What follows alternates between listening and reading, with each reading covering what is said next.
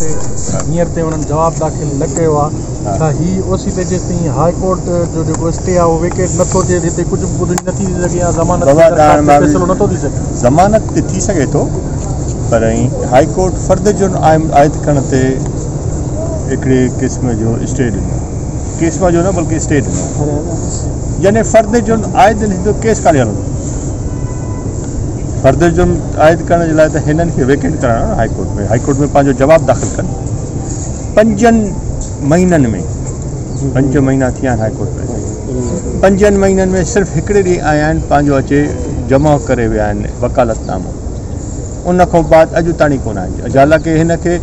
हे जेको डेट पोइ गुज़री हिन खां अॻी डेट ते हाई कोर्ट में हिननि खे चयो वियो पाबंद कयो वियो त तव्हां 13 तारीख़ हुते ईंदव कोन आया इन्हनि खां इन्हनि जी सीरियसनेस खां वाक़ुफ़ु थी सघे थो बाक़ी ड्रामो तव्हांजे साम्हूं वेही हिते जेके लोबा तव्हां झलियो था उन जी मशहूरी खपे उन्हनि खे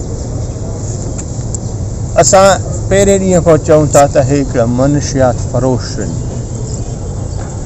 जंहिं ॾींहं खां असां हिननि खे मनुष्यात फ़रोशी खां हिन जे ख़िलाफ़ु हिननि जे वापार जे ख़िलाफ़ु लिखियो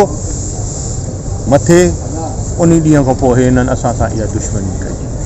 कूड़नि केसनि में असांखे विझण जो हुनजो मोटिव ई इहो आहे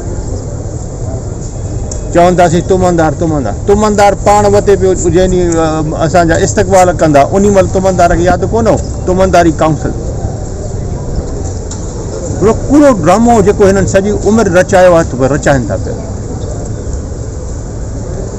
असांजो करमल आहे उहो बि तुंहिंजो हिन महिल रिकॉर्ड आहे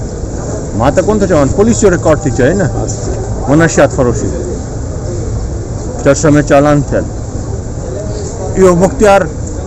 जेको अदी जो वालिद साहब आहे छमण चर्च में चालान थियल आहे सुप्रीम कोर्ट खां एक्स काउंटर आहे अॼु ताणी कंहिं पुछा कई आहे तव्हां अधु टोले चर्च में हिते शहर में घुमी ॾेखारियो त कान का पुलिस ज़रूरु ॿधंदी छमण चर्च में घुमंदड़ माण्हू चङो भलो घुमे थो हुनखे अॼु ताणी कंहिं पुछा कयो आहे सिधी ॻाल्हि आहे बाबा ड्रामो आहे ड्रामा करण वारा वेठा पोयों ड्रामो कनि था पिया असां बि वेठा आहियूं कोर्ट आहे असांजे कोर्ट ते ईमान ज़मानत वारी दरख़्वास्त ते दलील मुकमल थी आहे हाणे हा साईं मुकमल थियनि असांजी बि कयनि मथां हुनखे का ज़रूरत पए ॿी करणी हुजे ॿी ग़रीब करणु अलाह ख़ैर कंदो